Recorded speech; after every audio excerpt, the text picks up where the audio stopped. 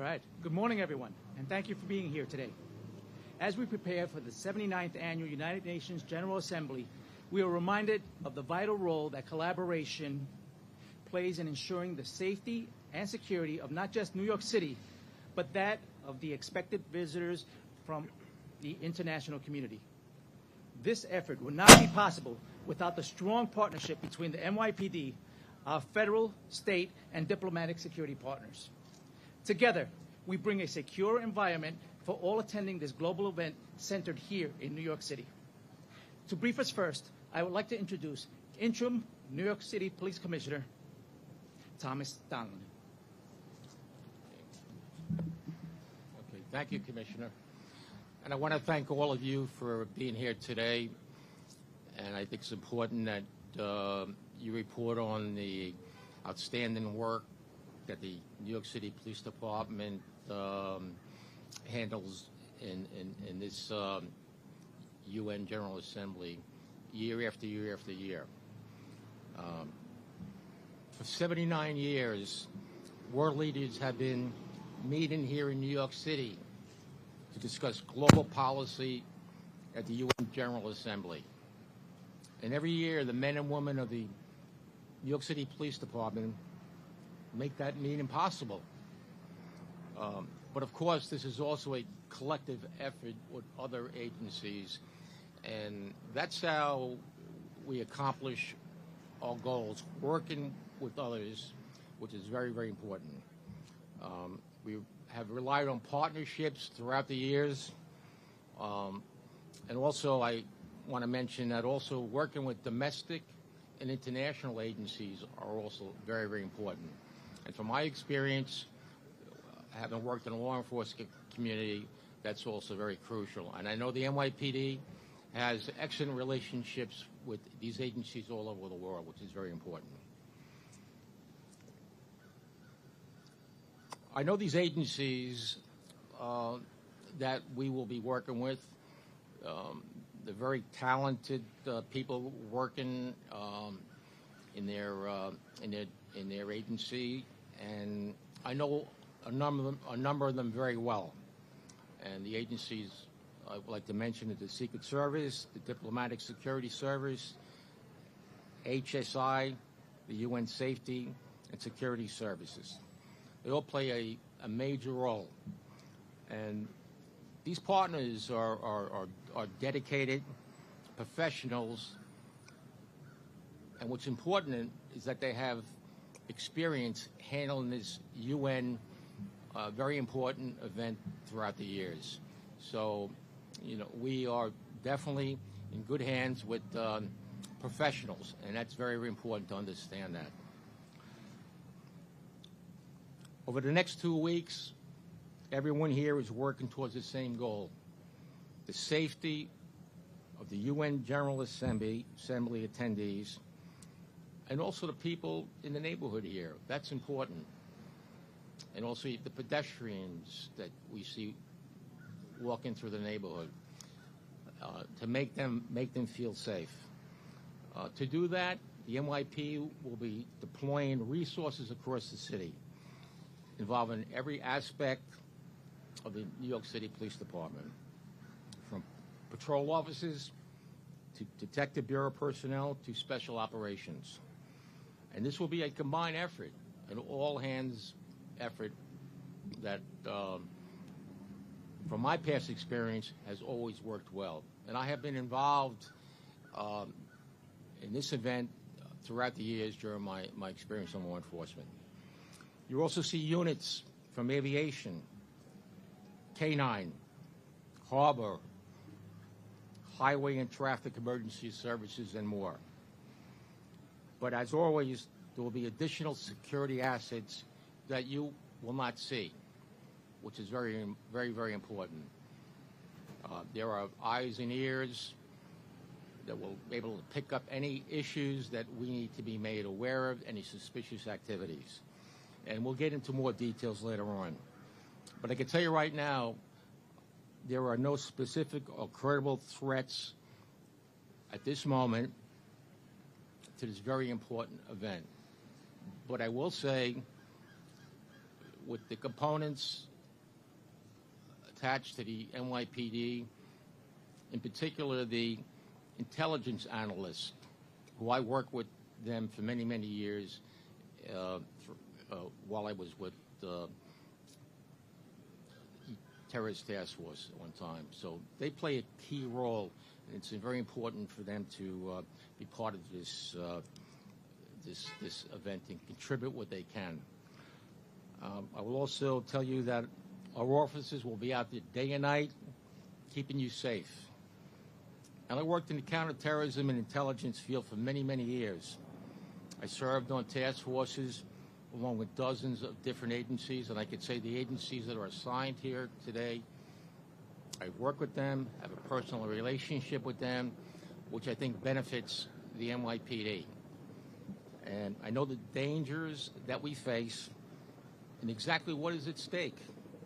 But I also know that no police department, the NYPD, and I speak from my heart because I've worked with them for many years, are better equipped, are better prepared to handle these events. So the eyes of the world will be looking at us. And I'm quite confident that this will be a very successful event, hopefully that will be handled by professionals in a safe and secure manner. Lastly, we urge anyone traveling through the area over the next 2 weeks to take public transportation. There will be checkpoints and street closures. So we suggest that people take public transportation if they can, because as we all know, the traffic around this area is very difficult to navigate. So I've also want to thank the community, and I've observed this many times while I worked this event for many years, as far as the checkpoints are concerned. Those individuals fully understand that we're here to do a mission to keep them safe. And I was always surprised how they fully understood that and were very patient, and they know that we have the best concern for them and the neighborhood and their families. And we depend on these people. And I know we had that program, if you see something, say something. But we depend on the public out there. If they see anything suspicious, tell a police officer or call 911 right away. And the eyes and the ears of the public is very, very important to us. And I can tell you from my experience, people contacting the NYPD has resulted in many cases that have been resolved in a very successful manner. So it's very, very important, and we like to stress that. So we depend on all these folks. Now, I'd like to turn it over to Special Agent in Charge of the U.S. Secret Service, outstanding agency that I worked with for many years. It's Patrick Freeney, who was the SAC in charge of the New York office, and he's going to say a few words also. Thank you.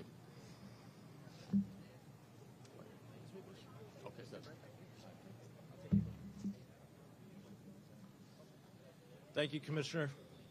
Good morning, everyone. I'm Patrick Freeney, Special Agent in Charge of the New York Field Office for the United States Secret Service. Today we come together once again to announce the arrival of the United Nations General Assembly. This event is unlike any other for several reasons. First, the sheer size of it. We have upwards of 142 world leaders coming to New York City all at once. That's nearly 75% of all member states represented at the United Nations. And when you factor in spouses, the number of Secret Service protectees jumps to over 200. Simply put, this is the largest annual gathering of global leaders on the planet. And given the enormity of this event and the importance of role in global affairs, the Department of Homeland Security has given it the designation of National Special Security Event. This is significant because that designation brings to bear the highest levels of protection from across all levels of government. And this is the largest of all national special security events in the nation. That brings me to the second unique aspect about the General Assembly, repetition. In contrast to other major special security events like the DNC, the RNC, the inauguration, New York City hosts this event every year. And as an annual event, the local law enforcement and public safety community here essentially never stops preparing for it. The third aspect of the General Assembly that makes it unlike any other, the people who make up those partnerships that I just spoke about.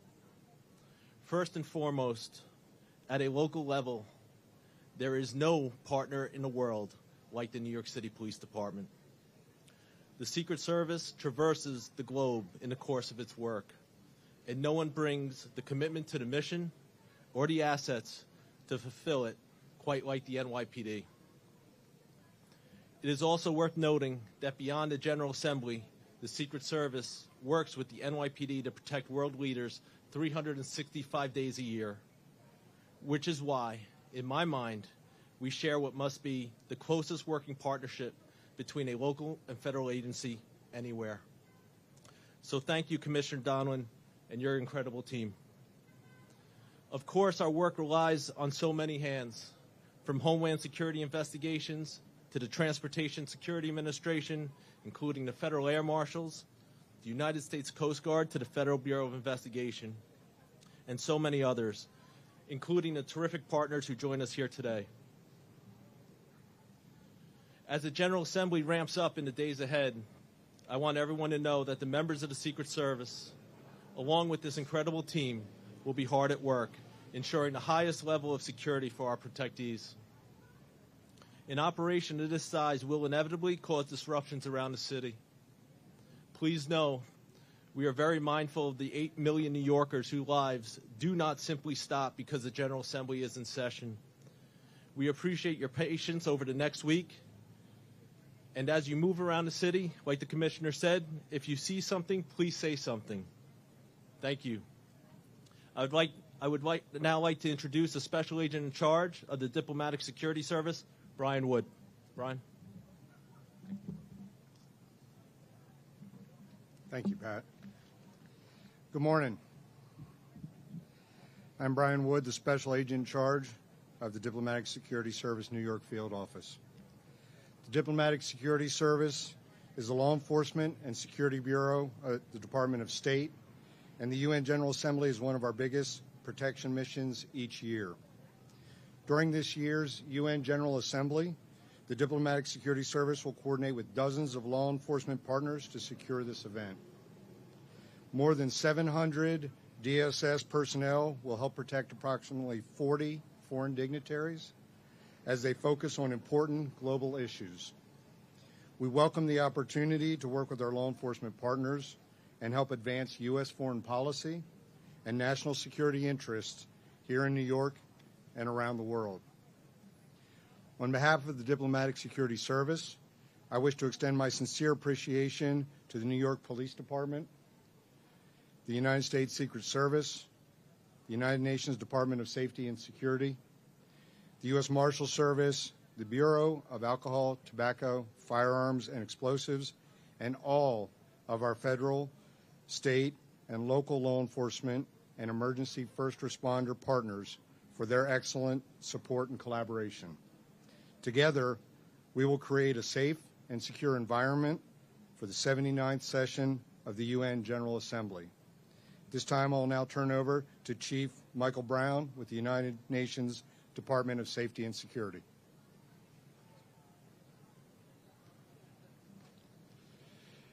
Good morning to everybody. My name is Mick Brown. I'm the Chief of Security and Safety Service here at United Nations headquarters. Our 300-strong service is in advanced stages of preparation for the 79th UN General Assembly. In undertaking these preparations and in executing the forthcoming security operation, we do so in close coordination with our partners at federal, state, and host city level. And we are most grateful to these agencies for the critical support which is provided to the United Nations. I would like to avail of this opportunity to express my sincere gratitude to Commissioner Donlan for the outstanding support which NYPD provides to the UN Security and Safety Service, not alone during the UN General Assembly, but indeed throughout the entire year. This is a collaborative operational partnership which we truly value and greatly appreciate. Thank you for the opportunity to be here, and I would now like to hand over to Chief Philip Rivera of NYPD's Transportation Bureau. Thank you, Chief. Good morning. Effective traffic management during major events such as the UN General Assembly requires strategic planning, real-time adaptability, and collaboration amongst various stakeholders. We have been planning for months, but even the best-laid plans can encounter challenges. We certainly empathize with the residents, workers, and businesses affected by this annual event. Nevertheless, New Yorkers are resilient, and if provided with the proper information, they can minimize the disruption to their everyday routines to the best extent possible.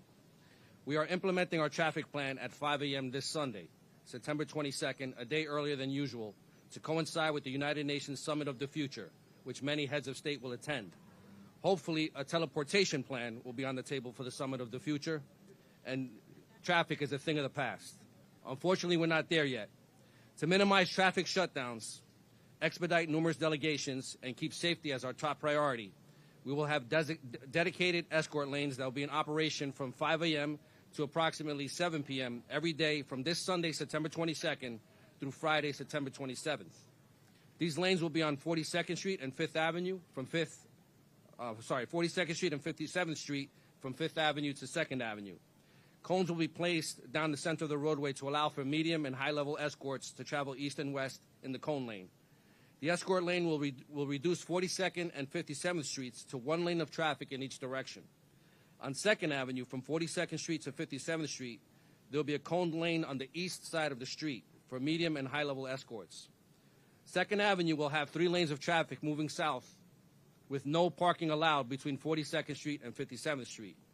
There will be no eastbound turns from 2nd Avenue onto 42nd Street through 46th Street. The upper part of 1st Avenue from 40th Street to 49th Street will be a frozen zone from Sunday, September 22nd, approximately 11 p.m. Friday, September 27th. Only emergency and official vehicles will have access. Pedestrian access will be limited to residents, workers, and others conducting official business. The 1st Avenue tunnel will have 3 lanes running northbound. One lane of the eastern tube of the tunnel will be utilized as a 2-way bike lane with traffic barriers and chains separating the lanes. No trucks will be allowed through 1st Avenue, through the tunnel. 42nd Street from 2nd Avenue to the FDR eastbound will be frozen, and westbound 2nd Avenue to the FDR will open after approximately 7 p.m. each day. As with any significant event, we strongly encourage mass transit, or if possible, please avoid the area altogether. Due to the high level of security associated with this event, intermediate pedestrian freezes and traffic shutdowns will occur. The Deputy Commissioner of Public Information's office will release this traffic plan and additional street closures near hotels where dignitaries may be staying. Last, but certainly not least, please respect our hard-working traffic agents for the difficult job they do. It is not easy standing out there for hours on end dealing with everyone's desire to move along quickly. Please cooperate with their directions so we can expedite traffic for all. Thank you. Thank you, Chief. With that, we'll open it up to on-topic questions. Mike?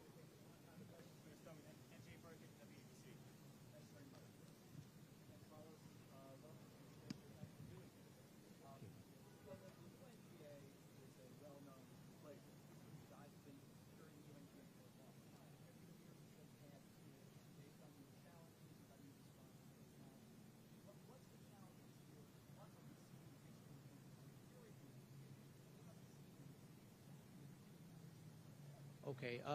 Every year, we learn from the previous year. We've added a couple of added security measures. Chief Shell? Well, obviously, NJ, what's changed from this year from last year is obviously October 7th. So as you well know, this agency's handled upwards of 4,000 protests since October 7th. So that changes the dynamic of the UN General Assembly. But we been handling this every day, about 12 protests a day. We will keep people safe. We will allow people to exercise their First Amendment. But the message here is clear. Why you protest? If you think you're going to damage property, light flares, disrupt our community, take our streets, we're going to do everything in our power as the largest police department in this nation to put you behind bars. Everything in our power. So that's a change in the dynamic, the protests. But we're ready. We have 12 protests today ready. They're already handling. We are the best in the business at doing this.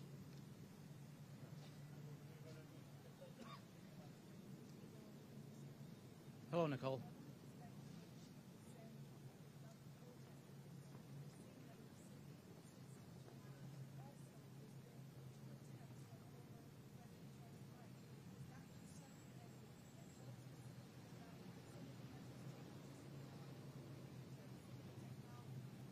Okay, I think her question was in regard to protesters. Commissioner Weiner? Good morning, everyone. So there's two aspects of this, and as you point out, this is something that we do every year. You're seeing some of many other agencies who work on this 365 days a year to get to this point. So there's the coordination, there's the partnership.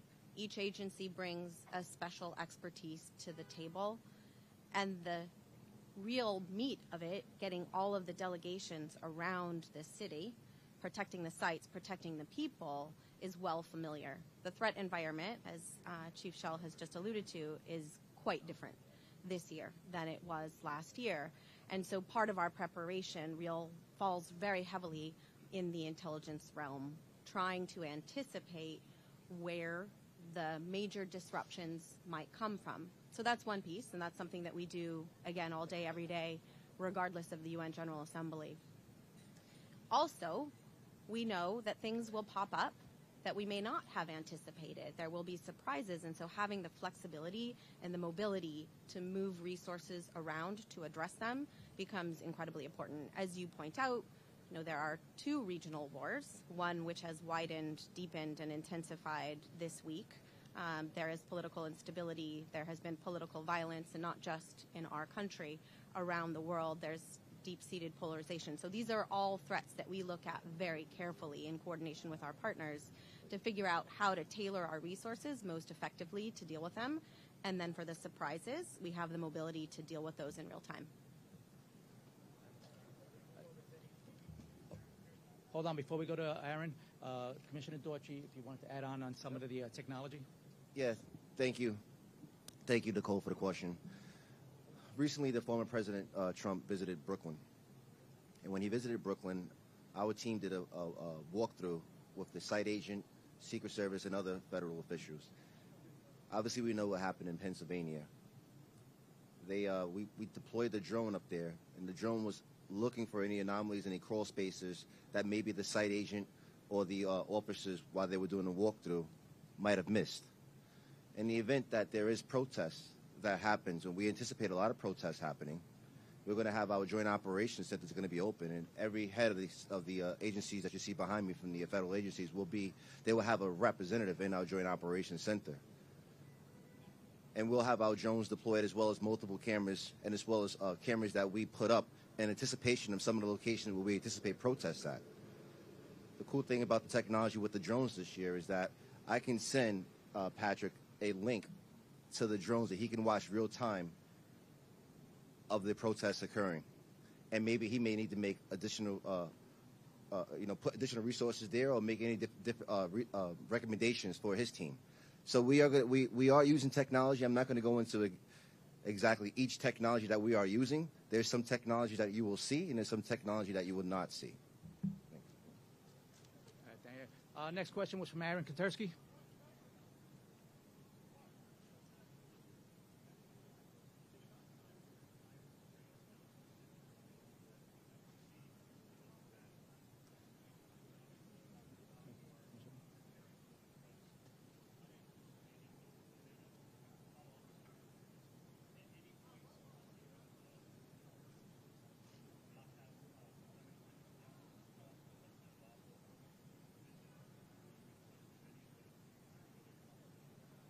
Okay, Aaron's question had to do in regard to the term no specific or credible threat. Commissioner Weiner?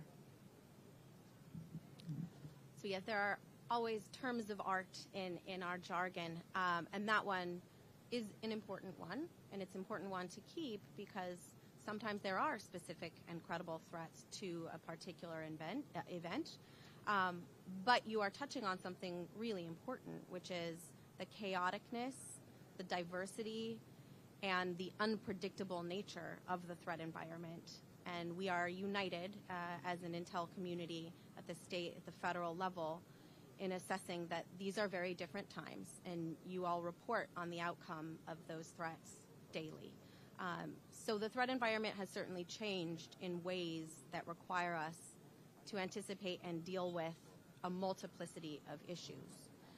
The formal foreign terrorist organizations that we have been, certainly in the post 9/11 context, but including now, arraying resources against for decades are still alive and well. And then you have a lone actor environment, which again is quite robust.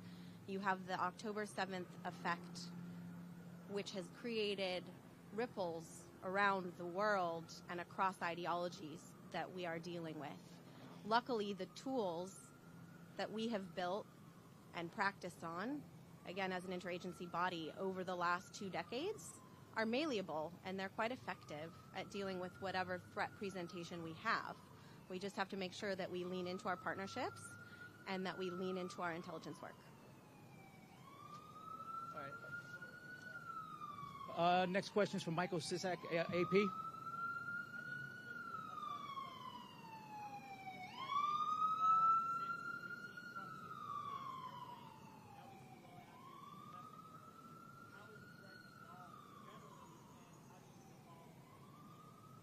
Okay, his question is, how have threats evolved year after year?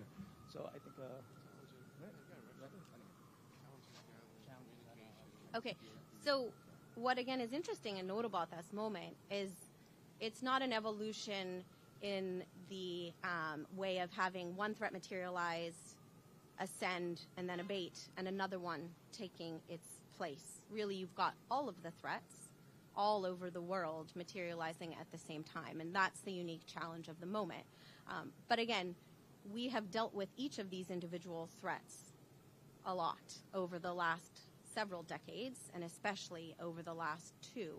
And so the tools, the partnerships, all of the responses to them are familiar to us. We just have to walk and chew gum at the same time, and we have proven quite effective at doing that over the last year, but the challenge is going to remain. We're going to go over to Matt.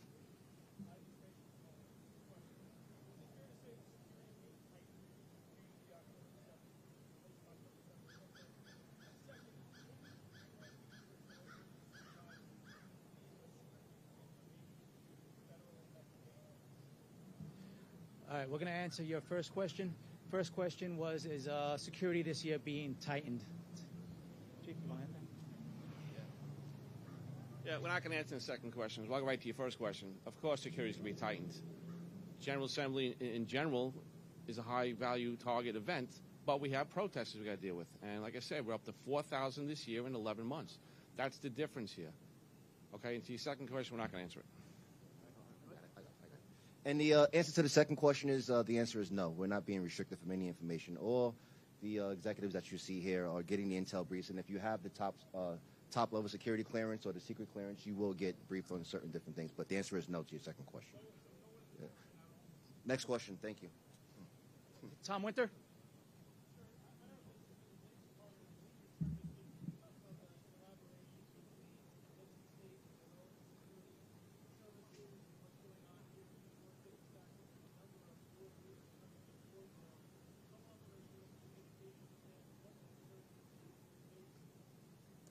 All right, his question is our communication with our partner agencies.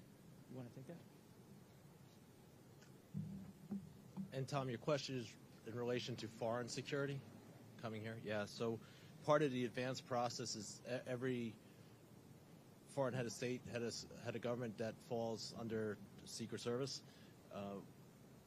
that advanced process, we meet with the local mission here and their representatives, to include security representatives, and we build out our plan in conjunction with them. And so it's not only what they share, but it's also what's available open source as well, right? I think everyone can agree that there's been a global uptick in political violence, and that's what we're aware of, and that's what we bring forward too when we're planning out these visits and how to address that, and just a good understanding of what that threat stream looks like. We do take in their concerns. We do listen to what concerns they have and knowledge that they have that they bring here, but it's both. It's working with that foreign security detail, but it's also our own intelligence that we receive as far as what's going on globally, and that's how we shape our security details. All righty. Do we have any other questions? Nicole Johnson, Pix 11.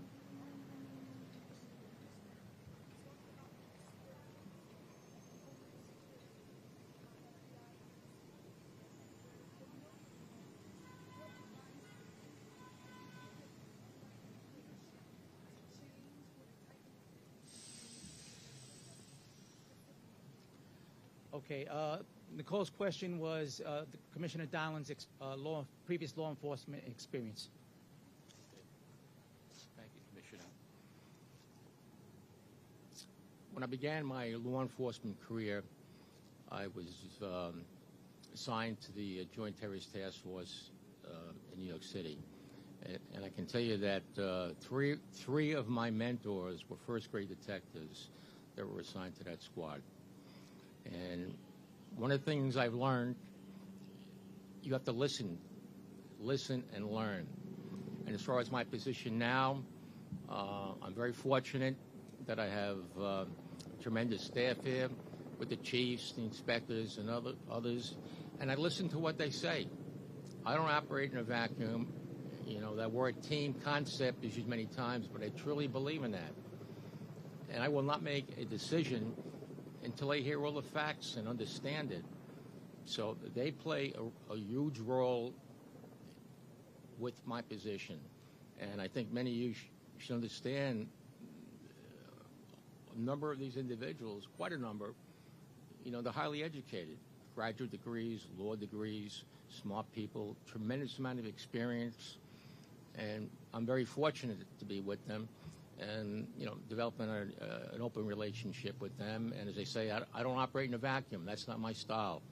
And before any decision's made, I will meet with all the chiefs, get their opinion, because I just arrived. They have a tremendous amount of experience. I'm learning, you know, the inside operation of the NYPD, but it's always been an outstanding relationship with NYPD throughout my career, and that will continue on, and that's what I would like to express that to all of you. Okay, thank you. Thank you, Commissioner. Since we have no further questions, thank you everyone for your time and attention. Have a great rest of your day.